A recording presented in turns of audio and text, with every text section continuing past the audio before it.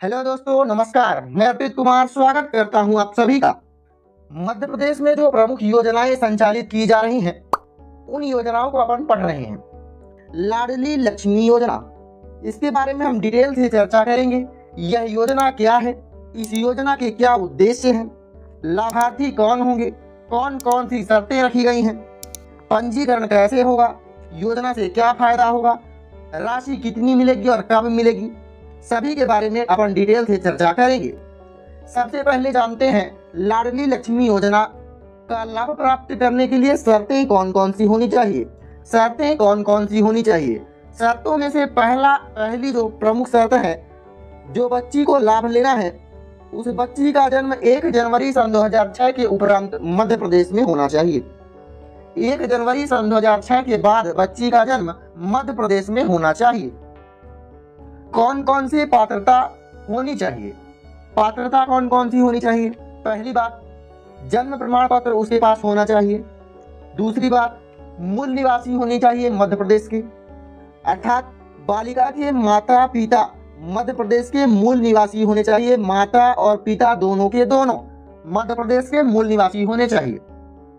बालिका के जन्म के 1 वर्ष के अंदर आवेदन प्रस्तुत करना पड़ेगा। मैं आपको बताऊंगा पंजीयन कैसे कराया जाता है, सभी बातें अपन डिटेल से चर्चा करेंगे। लेकिन ध्यान रखिएगा कि बालिका के जन्म के 1 वर्ष के अंदर ही आवेदन आपको देना पड़ेगा। कहाँ देना पड़ेगा? यह जो योजना है यह महिला एवं बाल विकास विभाग के द्वारा चालू की गई है। तो आपका जो कार्यालय होगा, महिला एवं बाल विकास कार्यालय जो जिले का होता है, वहाँ आपको यह देना पड़ेगा, पंजीयन कराना पड़ेगा वहाँ। और कौन सी शर्तें होनी चाहिए? आयकर दाता नहीं होने चाहिए, ना ही माता और ना ही पिता। माता पिता दोनों के दोनों आयकर दाता नहीं होने चाहिए और वह मध्य प्रदेश के मूल निवासी होने चाहिए। जन्म प्रमाण पत्र की छायाप्रति भी लगेगी, अर्थात जन्म प्रमाण पत्र मध्य प्रदेश का ही होना चाहिए। और कौन सी बातें हैं? द्वितीय बालिका के प्रकरण में आवेदन करने से पूर्व माता या पिता ने परिवार नियोजन अपना लिया हो, परिवार नियोजन अपना लिया हो माता या पिता दोनों ने।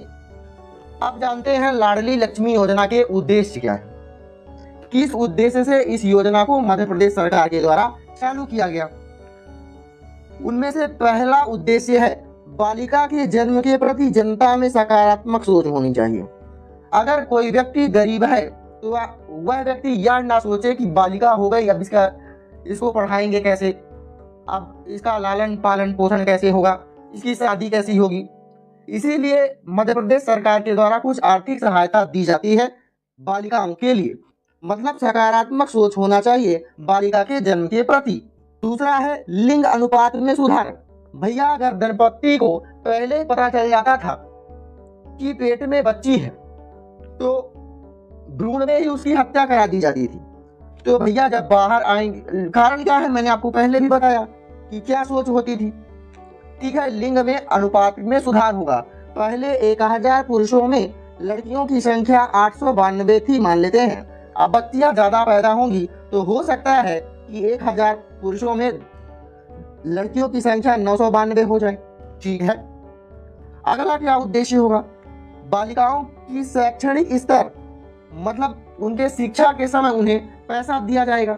जब 6वीं पढ़ेंगी तो 2000 रुपए, 9वीं में प्रवेश लेंगी तो 4000 रुपए, 11वीं में लेंगी तो 6000 रुपए, 12वीं में प्रवेश लेंगी तो 6000 रुपए। कुछ इस तरह से छात्रवृत्ति उन्हें दी जाएगी। ठीक है, स्वास्थ्य की स्थिति में सुधार तथा उनके अच्छे भविष्य की आधारशिला रखने का मध्य प्रदेश शासन के द्वारा यह उद्देश्य है कि स्वस्थ रहे और आधारशिला उनकी मजबूत रहे, अर्थात शिक्षा उनकी मजबूत रहे। पंजीकरण कैसे कराया जाएगा?